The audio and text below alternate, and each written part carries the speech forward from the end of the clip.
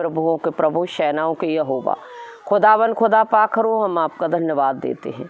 धन्यवाद देते हैं पिता, पुत्र, पवित्र आत्मा के लिए धन्यवाद देते हैं प्रभु, आपकी महिमा के लिए धन्यवाद देते हैं पिता। आपने हमें ये जीवन दिया परमेश्वर पिता अपनी महिमा के लिए और चुना है आपने प्रभु जी।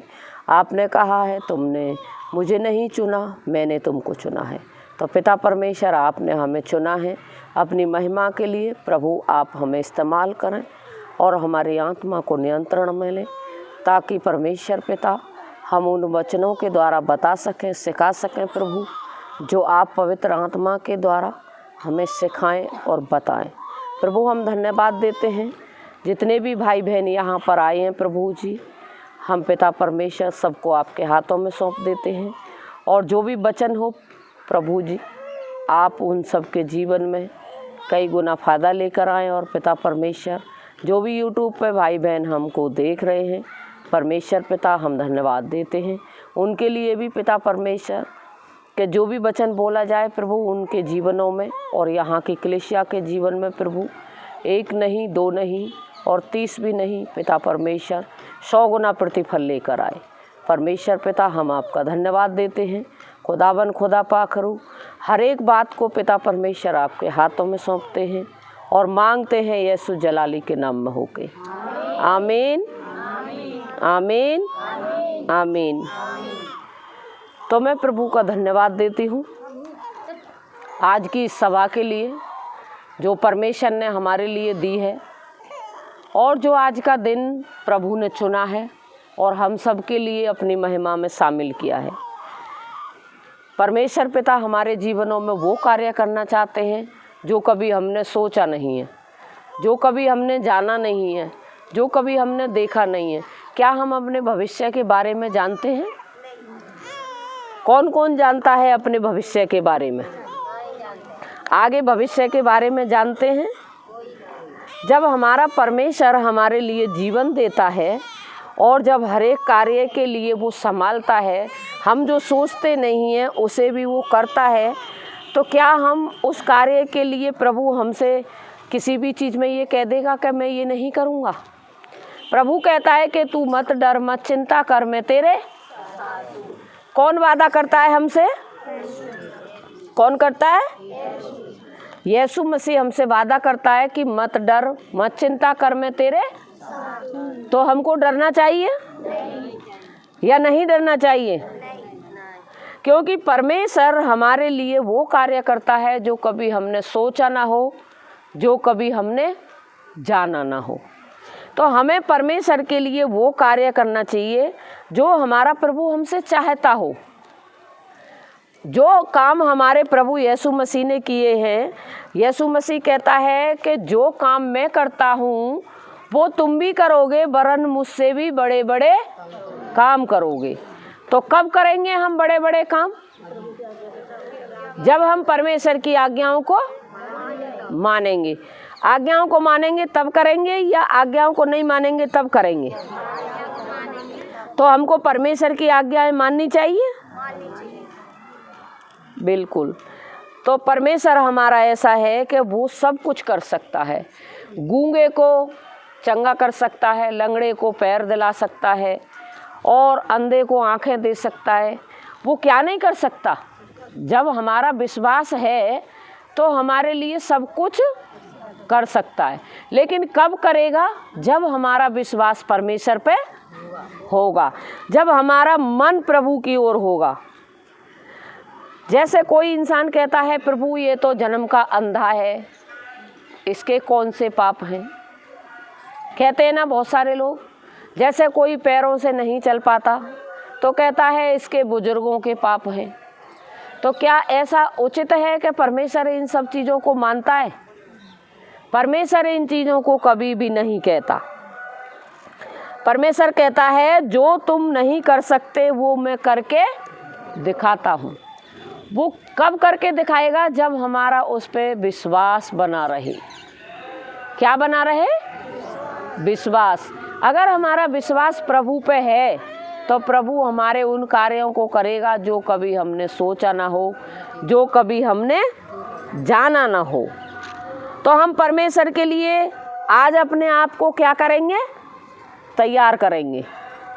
क्या करेंगे?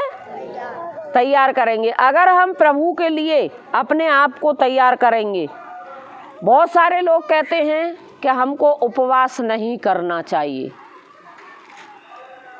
कहते हैं ना, बहुत सारे कहते हैं हमको बपतिस्मा भी नहीं लेना चाहिए। तो क्या प्रभु का वचन हमको ये सब चीज़ें सिखाता है या मन के चलाए चलते हैं?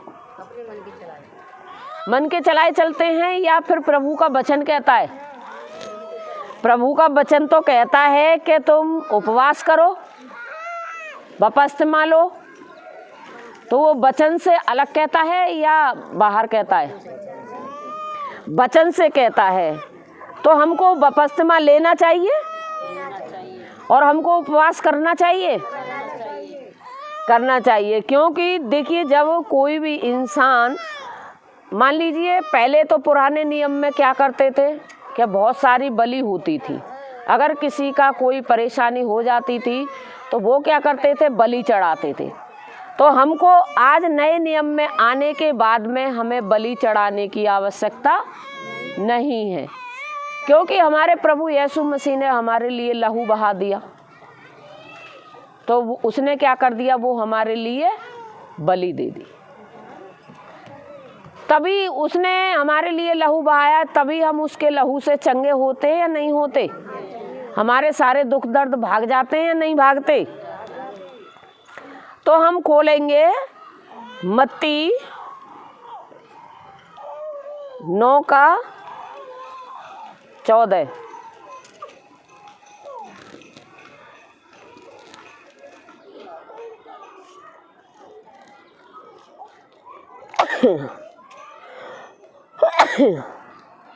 नौ का 14 खोलेंगे, पेज नंबर है 14, नया नियम। तब यूहन्ना के चेलों ने उसके पास आकर कहा, क्या कारण है कि हम फरीसी इतना उपवास करते हैं पर चेले उपवास नहीं करते? यीशु ने उनसे कहा, क्या बाराती जब तक दूल्हा उनके साथ है शोक कर सकते हैं? पर वो दिन आएंगे जब दूल्हा उनसे अलग किया जाएगा, उस समय वे उपवास करेंगे। कोरे कपड़े का पैबंद पुराने वस्त्र पर कोई नहीं लगाता, क्योंकि वह पैबंद उस वस्त्र से कुछ और खींच लेता है और वह अधिक फट जाता है। और लोग नया दाखरस पुरानी मशकों में नहीं भरते, क्योंकि ऐसा करने से मशकें फट जाती हैं और दाखरस बह जाता है और मशकें नष्ट हो जाती हैं। परंतु नया दाखरस नई मशकों में भरते हैं और वे दोनों बचे रहते हैं। तो हम परमेश्वर का धन्यवाद देती हूँ कि तब यूहन्ना के चेले, किसके चेले? यूहन्ना के चेले उसके पास आए और क्या कहने लगे? बाइबल में पढ़ो, बाइबल पढ़िए। यूहन्ना के चेले उसके पास आकर कहा, क्या कारण है कि हम और फरीसी इतना उपवास करते हैं पर तेरे चेले उपवास नहीं करते? किसके बारे में कह रहे हैं? तब यूहन्ना चेलों ने उसके पास आकर कहा। यूहन्ना के चेले जब आए यीशु मसीह के पास, और पता है उन्होंने क्या कहा कि क्या कारण है कि हम और फरीसी इतना उपवास करते हैं। फरीसी उपवास भी करते थे, और पर तेरे चेले उपवास नहीं करते। किससे कह रहे हैं? चेलों से, कि तेरे चेले तो उपवास भी नहीं करते। यीशु ने उनसे कहा, क्या बाराती? किसने कहा? यीशु ने कहा उनसे कि जब तक दूल्हा उनके साथ है, दूल्हा कौन है? हमारा यीशु मसीह। जब तक हमारा यीशु मसीह हमारे साथ था, ये जब की बातें हो रही हैं, और जब यीशु मसीह उनके साथ है, शोक करते हैं, पर वे दिन आएंगे जब दूल्हा उनसे अलग किया जाएगा। दूल्हा अब हमारे साथ है या अलग है? कहाँ पर है? स्वर्ग में। हमारा प्रभु यीशु मसीह कहाँ पर है? स्वर्ग में। वे दिन आएंगे जब दूल्हा उनसे अलग किया जाएगा, उस समय वे उपवास करेंगे। अब आज हमारा प्रभु यीशु मसीह स्वर्ग में है तो हमको उपवास करना चाहिए, क्योंकि हमारा दूल्हा स्वर्ग में है और वो चला गया। कोई कपड़े का पैबंद पुराने वस्त्र पर नहीं लगा सकता। कोरा कागज जो होता है, जैसे कोरा कपड़ा होता है, और अगर हम कोरे कपड़े को पुराने कपड़े में लगा देंगे तो वो अलग दिखेगा या उसमें मिल जाएगा? अलग दिखेगा ना। तो ऐसे ही यहाँ पर कहा है, कोरे कपड़े का पैबंद पुराने वस्त्र पर कोई नहीं लगाता, कोई नहीं लगाता, क्योंकि वह पैबंद उस वस्त्र से कुछ और खींच लेता है, क्योंकि वो अलग हो जाता है, वो अलग दिखता है कि ये नया कपड़ा है और ये पुराना है। तो जितने भी अगर नए मसीह हैं तो उनको तो ये शिक्षा देने में उनको ऐसा लगेगा कि हमारा यीशु मसीह तो उपवास रख चुका है। पहले बहुत सारे लोग कहते हैं कि हमारा यीशु मसीह तो उपवास रख चुका है, तो हम क्यों उपवास रखें? बहुत सारे लोग ऐसा कहते हैं कि वो हमारे लिए उपवास रख चुका है तो हम उनके लिए उपवास क्यों रखें। और लोग नया दाखरस पुरानी मशकों में नहीं भरते। जो हमारी पुरानी चीज़ है, जो दाखरस है, उसे जो पुराने मटके होते हैं तो उसमें उसको भर सकते हैं। पुराने मटके का मतलब है जो हमारी पुरानी आदतें हैं उन्हें छोड़ करके हमको क्या करना है? परमेश्वर के वचन में नए तरीके से जो प्रभु हमको सिखाता है उन्हीं बातों पर हमको चलना है। और दाखरस बह जाता है और मशकें नष्ट हो जाती हैं। दाखरस क्या होता है? बह जाता है और मशकें नष्ट हो जाती हैं। परंतु नया दाखरस नई मशकों में भरते हैं। जो प्रभु की नई नई शिक्षा होती हैं वो हमको क्या करनी है? सुननी है, और वे दोनों बचे रहते हैं। जब हमको कोई शिक्षा देता है प्रभु का बंदा, तो हम बहुत सारी चीज़ों पर हंसी उड़ाते हैं। बहुत सारे लोग हैं, कभी कुछ कहते हैं, कभी कुछ कहते हैं। और इसी में नीचे पढ़ेंगे 22। यीशु ने फिरकर उसे देखा और कहा, पुत्री ढानस बांध, तेरे विश्वास ने तुझे चंगाया है। यीशु ने फिरकर, ये किससे कह रहे हैं? जो मृत लड़की थी और एक बीमार स्त्री थी। कौन सी बीमार स्त्री थी वो? 18 से ही पढ़ेंगे। हाँ। वह उनसे ये बात कह ही रहा था कि देखो, एक सरदार ने आकर उसे प्रणाम किया और कहा, मेरी पुत्री अभी मरी है, परंतु चलकर अपना हाथ उस पर रख, तो वह जीवित हो जाएगी। वह उनसे ये बातें कह ही रहा था कि देखो, एक सरदार ने आकर उसे प्रणाम किया। ये सब बातें चली रही थी वहाँ पर, और वहाँ पर एक सरदार आया, यीशु मसीह से कहने लगा। वह उनसे ये बातें कह ही रहा था कि देखो, एक सरदार आया। कौन आया?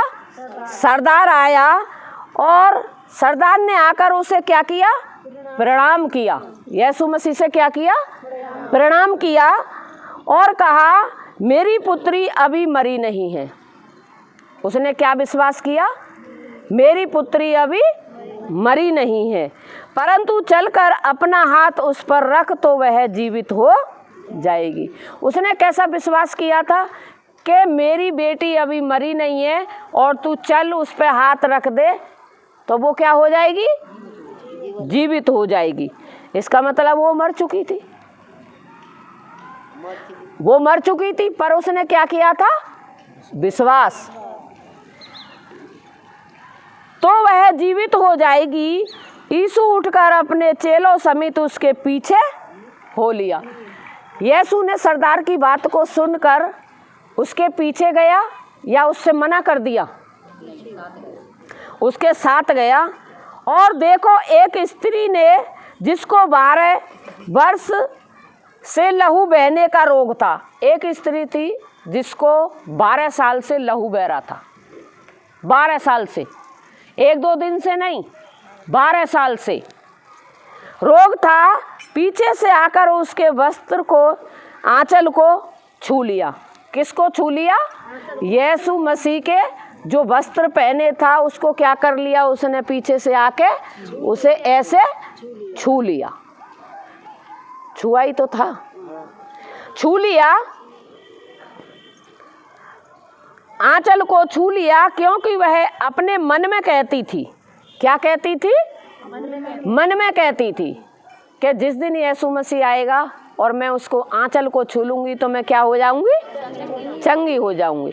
तो हमें भी इसी तरह का विश्वास करना चाहिए कि हम यीशु मसीह की संगति में जाएंगे तो हमारे सारे दुख दर्द कलेश दूर हो जाएंगे। क्या हम ऐसा विश्वास करते हैं? तो हमको ऐसा ही विश्वास करना चाहिए। लहू बहने का रोग था, पीछे से आकर उसके वस्त्र के आंचल को छू लिया, क्योंकि वह अपने मन में कहती थी, यदि मैं उसके वस्त्र को छू लूँगी तो चंगी हो जाऊँगी। यीशु ने फिरकर उससे देखा और कहा, पुत्री ढांढस बांध, तेरे विश्वास ने तुझे चंगा किया है। जब उसका विश्वास था, उस स्त्री का जब विश्वास था कि मैं यीशु मसीह के आंचल को छू लूँगी तो मैं क्या हो जाऊँगी? चंगी हो जाऊँगी। तो वो चंगी हुई या नहीं हुई? क्या था उसे? विश्वास। ऐसे ही हमको भी विश्वास करना चाहिए। अतः वह स्त्री उसी घड़ी चंगी हो गई। क्या हो गई? उसी घड़ी हुई या 2 दिन में या 4 दिन में या 10 दिन में हुई? अगर हमारा विश्वास तेज है तो हमारे लिए उसी घड़ी वो कार्य हो जाएगा।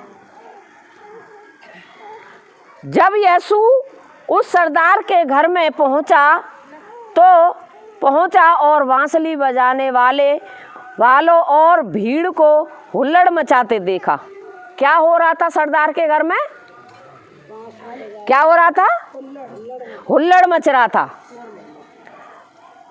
बांसुरी बजा रहे थे लोग, भीड़ को हुल्लड़ मचाते देखा। तब कहा, हट जाओ, लड़की मरी नहीं पर। कैसा विश्वास किया उसने? लड़की मरी नहीं पर। क्या हम कर सकते हैं? अगर हमारे बच्चे को कोई तकलीफ हो जाए तो हम सबसे पहले रिश्तेदारियों में फ़ोन करते हैं, देखियो बहना या भैया, मेरे लड़का की बहुत तबीयत खराब है, तू आजा, उस हॉस्पिटल में ले चल रहे हैं। क्या हम प्रभु पर भरोसा करते हैं? करते हैं? तब कहा, हट जाओ, लड़की मरी नहीं पर सोती है। इस पर वो उसकी हंसी करने लगे। अब संसार के लोग वहाँ इकट्ठे हो गए हैं तो विश्वासी की तो हंसी उड़ाएंगे। तो हमको कभी भी ये नहीं सोचना चाहिए कि लोग हम पर हंस रहे हैं। जो हंस रहा है उसे हंसने दो, क्योंकि उसका काम हंसने का है और हमारा काम है विश्वास करने का। विश्वास से ही हम जंग जीतेंगे। परंतु जब भीड़ निकाल दी गई तो उसने भीतर जाकर लड़की का हाथ पकड़ा और वह हालेलुया क्या हो गई? जीवित हो गई। हाथ पकड़ा यीशु मसीह ने और वो मर चुकी थी, और यीशु के हाथ पकड़ते ही वो क्या हो गई? जीवित हो गई। और इस बात की चर्चा उस सारे देश में क्या हो गई? फैल गई कि यीशु मसीह ने एक सरदार की बेटी को जिंदा किया है। तो क्या आप चाहते हो कि आपके हाथों से इतने बड़े चमत्कार हों? चाहते हो? चाहते हो या नहीं? हाथ उठाएंगे। कौन कौन चाहता है कि हमारे हाथों से जिंदा हो? चाहते हैं? तो परमेश्वर का सुसमाचार लोगों के पास लेकर जाएं और कोई कितना भी दुखी परेशान है उसको सुसमाचार सुनाएं। आप लोगों ने परमेश्वर के आगे वादा किया है, मेरे आगे नहीं, क्योंकि प्रभु का वचन कहता है जहाँ मेरे नाम पर 2-3 इकट्ठा होते हैं मैं वहाँ। तो प्रभु हमारे बीच में मौजूद है या नहीं? आप लोगों ने प्रभु के सामने वादा किया है, मेरे सामने नहीं। चाहे आपका कोई वचन सुने या ना सुने, आपको क्या करना है? वचन को बताना है। जैसे आज वो मतलब उनके साथ जो महुवन से आई हैं, उनके साथ भी वो बहन आई हैं, उन्होंने उनको वचन बताया, 1 साल से सुनाया, सुनाते सुनाते वो आ जाई हैं, है नहीं? क्योंकि उन्होंने क्या करा? उस वचन को सुनाया। और सुजाता के द्वारा भी आज एक बहन आई हैं, उन्होंने कहा कि मैंने इनको वचन के बारे में बताया, तो वो भी आई हैं। ऐसे ही अगर तुम मुर्दा जिंदा करना चाहते हो और स्वर्ग में अपने नाम लिखवाना चाहते हो तो क्या करोगे? परमेश्वर का क्या करेंगे? जोर से बोलिए, मेरी समझ में नहीं आ रहा। क्या करेंगे? सुसमाचार सुनाएंगे। तो हमको परमेश्वर की बातों पर कायम रहना है, ऐसा नहीं रहना है। क्या रहना है? कायम रहना है। तो सब मेरे पीछे बोलेंगे। जब यीशु मसीह ने कहा, जब यीशु उस सरदार के घर में पहुंचा और बांसुरी बजाने वाले और भीड़ को हुल्लड़ मचाते देखा, तब कहा, हट जाओ, लड़की मरी नहीं पर सोती है। इस पर वो उसकी हंसी करने लगे। जब भीड़ निकल गई तो उसने भीतर जाकर लड़की का हाथ पकड़ा और वह जी उठी। और इस बात की चर्चा उस सारे देश में फैल गई। Hallelujah, hallelujah, hallelujah. तो मैं परमेश्वर पिता का धन्यवाद देती हूँ। आप सभी को जय मसीह की।